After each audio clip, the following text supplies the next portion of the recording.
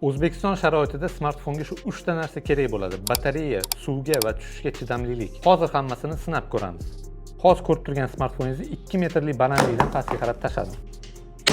Telefon albatta suvga ham chidashi kerak. Ko'rib turganingizdek, telefonni bemalol yuvaman. Bundan tashqari bemalol basseynda ham shu telefon bilan cho'milsanglar bo'ladi. IP65 himoyasiga ega va albatta batareykasi ham baquvvat bo'lishi kerak. Bu telefonimizda 6500 mAh batareya o'rnatilgan. Hozir ko'rib turganingizdek, ikkita telefonda ham 82% dan zaryadkasi bor va 1 soat uni YouTube'da video qo'yib test qilib ko'rdik. Honor telefonimizda 1 soat YouTube ko'rganimizda 82% dan 75% gacha atiga tushdi. Hozir ikkinchi telefonimizni ham ko'ramiz.